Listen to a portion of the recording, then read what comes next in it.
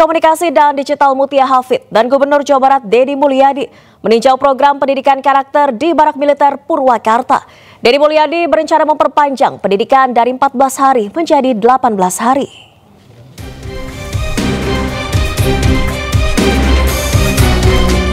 Menteri Komunikasi dan Digital Mutia Hafid bersama Gubernur Jawa Barat Deddy Mulyadi mengunjungi siswa yang tengah menjalani pendidikan karakter di Barak Militer Resimen Armet 1 Setirayuda Purwakarta Rabu pagi. Dalam kunjungannya, Menkom Digi dan Gubernur Jawa Barat menyapa pelajar dan melihat langsung proses pendidikan karakter yang ditanamkan oleh pembina dari unsur TNI. Selama 2 pekan pendidikan, kedisiplinan, kekompakan, serta mentalitas siswa yang sebelumnya terindikasi tindak kenakalan telah dilatih. Diharapkan setelah menyelesaikan pendidikan di sini, para siswa bisa menanamkan nilai-nilai yang telah diajarkan dalam kehidupan sehari-hari.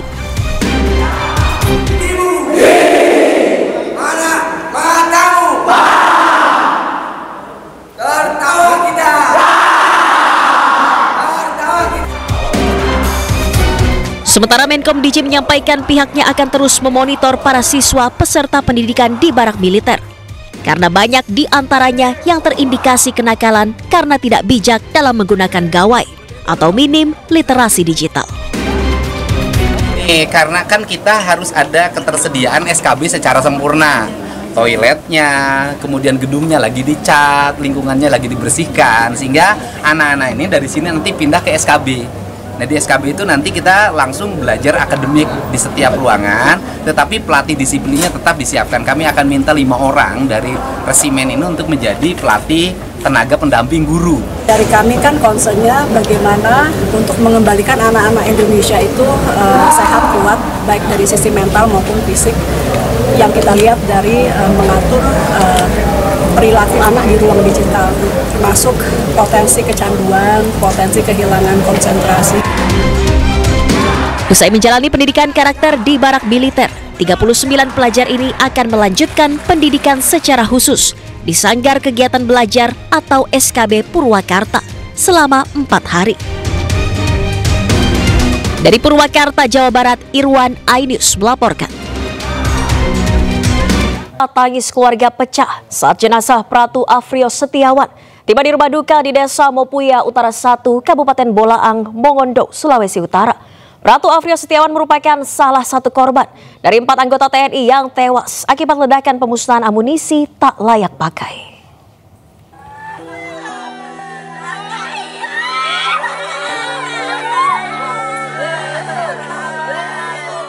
Isak tangis keluarga pecah saat jenazah Pratu Afrio Setiawan tiba di rumah duka di Desa Mopuya, Kecamatan Dumoga Barat, Kabupaten Bolaang, Mongondo, Sulawesi Utara.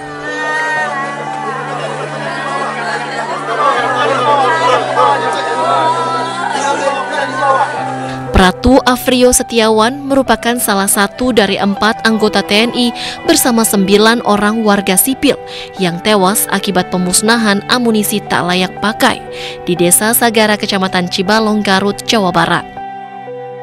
Pratu Afrio Setiawan merupakan anak pertama dari 2 bersaudara. Pratu Setiawan lulus anggota TNI 2020 dan bertugas sebagai personil Gudang Pusat Amunisi 111 Puspalad.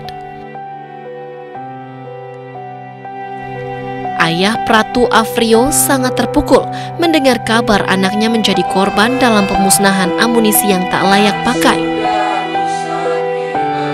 Pertama dari ibu, baru kita lari kemari, kita cari sama adik langsung balik ke Kalimantan, baru kan masih simpang siur itu, baru DP 6:30 itu baru tahu kalau itu Afrio Setiawan. Jenazah Pratu Afrio Setiawan tiba di kampung halaman pukul 11.45 waktu setempat dengan dikawal anggota TNI Angkatan Darat. Keluarga langsung melakukan prosesi ibadah dan selanjutnya jenazah akan dimakamkan besok di TPU Mopuya Utara secara militer.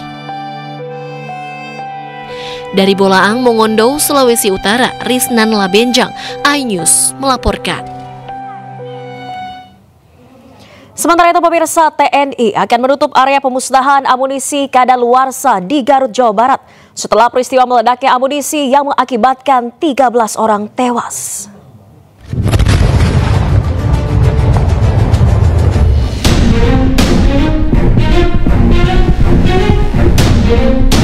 Tentara Nasional Indonesia melakukan sterilisasi di area menuju titik pemusnahan amunisi kadaluarsa atau tidak layak pakai di daerah pesisir Garut, Jawa Barat. Penutupan dilakukan untuk memastikan tidak ada warga sekitar yang mendekat ke lokasi setelah kejadian meledaknya amunisi yang mengakibatkan 13 orang meninggal dunia. Selain di area menuju titik pemusnahan, TNI juga mensterilisasi lokasi ledakan untuk dapat melakukan olah TKP dan mencari penyebab meledaknya amunisi. Sebelumnya, sudah ada juga tanda yang menyatakan daerah berbahaya untuk pemusnahan amunisi tidak layak pakai yang dipasang dengan jarak kurang lebih 1 km dari titik ledakan. Dari Garut, Jawa Barat, Hamzah Hasibuan, Rizky Ikhwal, iNews melaporkan. Sebelumnya pemirsa, Pangdam 3 Siliwangi Maijen TNI Dadang Arif Budiman mendatangi lokasi pemusnahan amunisi kadaluarsa milik TNI Angkatan Darat pasca peristiwa meledaknya amunisi. Kunjungannya dalam rangka ikut melihat jalannya investigasi kejadian.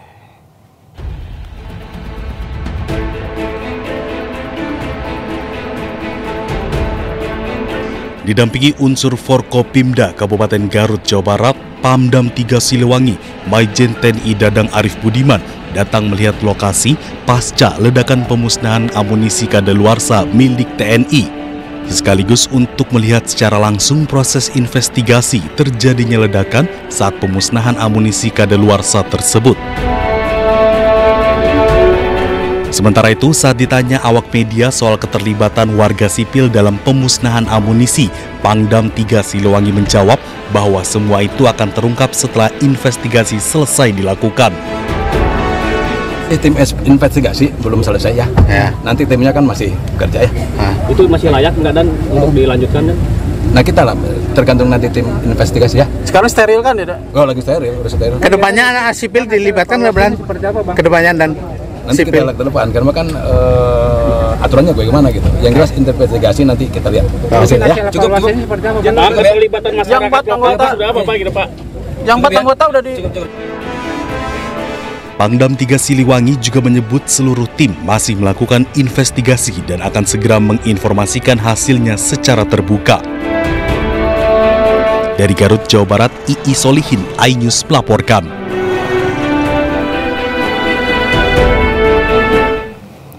Dan pemirsa, Ketua Komisi 1 DPR RI Utut Adianto merespon soal ledakan saat pemusnahan amunisi kadaluarsa di Garut, Jawa Barat yang menelan korban jiwa 13 orang. Terkait hal itu, Komisi 1 DPR akan memanggil pihak TNI.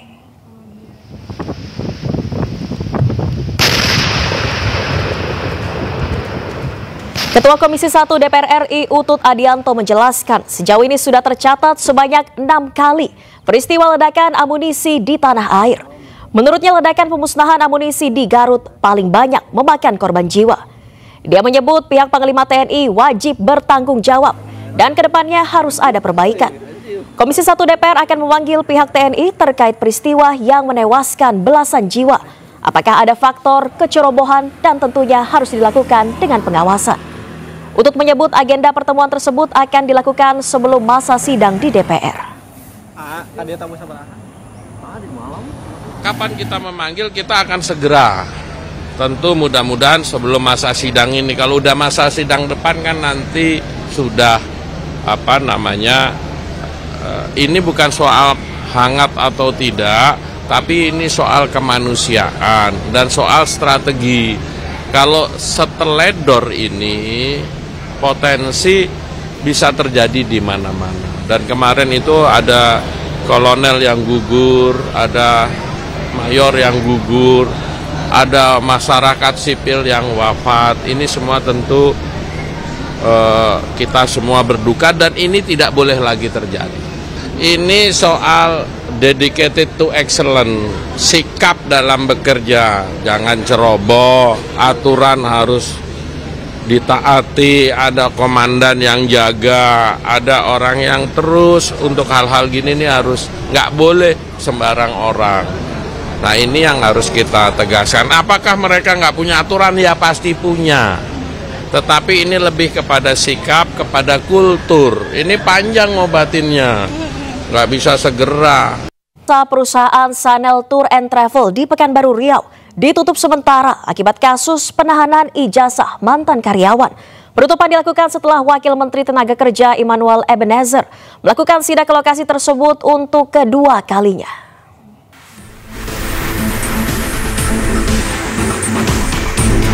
Hari ini, Wakil Menteri Tenaga Kerja atau Wamenakar Immanuel Ebenezer bersama dengan Gubernur Riau sidak perusahaan Tour and Travel di Pekanbaru Riau. Perusahaan bernama Sanel Tour and Travel ini menahan ijazah karyawannya. Meski Wamenakar menggunakan pakaian dinas, namun manajemen perusahaan tetap tidak menemuinya dan diwakili kuasa hukumnya. Wamenakar meminta perusahaan mengembalikan ijazah pegawainya. Wamenakar dan Gubernur Riau sepakat untuk menyegel perusahaan tersebut hingga masalah penahanan ijazah karyawannya selesai. Ya kita berharap backingnya keluar nih. Kita berharap backingnya nongol. Kita tabrak backingnya sekalian. Kalau ya, di Snaker sendiri gimana Pak? Kalau ada dinasker nih, khususnya nih saya tegaskan, kalau ada dari Dinas Tenaga Kerja yang bermain-main dalam hal ini, kita copot, kita tindak. Ya, tuh. Ini pelaku usaha, posisi kita tidak membatasi mereka. Kita hanya ingin menegakkan norma-norma terkait ketenaga kerjaan. Kemudian kita memediasi, misal ada problem industri terkait hubungan kerja yang kurang bagus, kurang harmonis. Ayo kita selesaikan dengan cara dialog. Kita tugas kita harus menjadi jembatan komunikasi yang baik antara negara dan warga negaranya dan pengusahanya. Jadi disampaikan Pak Gubernur tripartit itu penting, kayak gitu kira-kira. Oke. Sebelumnya informasi penahanan ijazah didapatkan Wamenakar dari laporan pegawai. Dari laporan yang ada, sekitar 52 ijazah milik pegawainya masih ditahan. Hal ini disampaikan para pegawai yang hadiri audiensi dengan Wamenakar dan Gubernur Riau di kantor Gubernur Riau. Mereka berkeluh kesah akan sulitnya mendapatkan kembali ijazah milik mereka. Tim Liputan iNews melaporkan. Sebelumnya pada April lalu, pemirsa, Wakil Menteri Ketenagakerjaan RI Immanuel Ebenezer melakukan sidak terhadap perusahaan Sanel Tour and Travel yang menahan ijazah karyawannya. Immanuel kesal pemimpin perusahaan tak kunjung menemuinya. Saya dipaksa. Siapa yang maksa kamu? Siapa yang maksa? Ujung kurang ajar begitu ya ngomong paksa. Sabar ya. Bilang maksa, siapa yang maksa kamu? Waktu saya tadi kita bilang telepon. Kayak apaan aja kita? Kasih aja nomornya di sini. Kita nggak maksa. Sekarang kita mau konfirmasi. Iya. Maksa kamu ngomongnya. Ada sama nih kayak Surabaya nih, konyolnya nih. Wakil Menteri Ketenagakerjaan RI Immanuel Ebenezer terlihat kesal saat melakukan inspeksi mendadak di perusahaan Sanel Tour and Travel di Jalan Tuku Umar, Pekanbaru karena tidak ada penanggung jawab perusahaan yang hadir menemuinya. Bahkan saat ia meminta untuk bertemu pimpinan perusahaan, karyawan pun tidak menggubrisnya. Tidak ini, tidak itu, tidak ini, tidak itu. Padahal kita institusi negara, nggak dihargai sama mereka.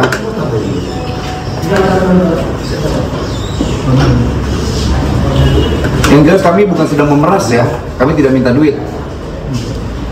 Kehadiran kita ke sini kita minta hak dokumentasi yang nggak boleh kalian tahan.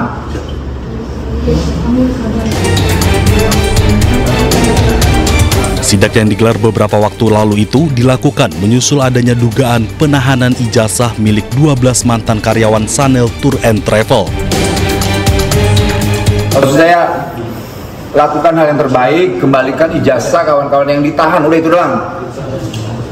Kita nggak mau minta yang lain-lain. Kalau itu pun susah, saya akan perintah pengawas saya untuk melakukan penggeledahan. Immanuel mendesak perusahaan jasa itu segera mengembalikan ijazah para mantan karyawannya.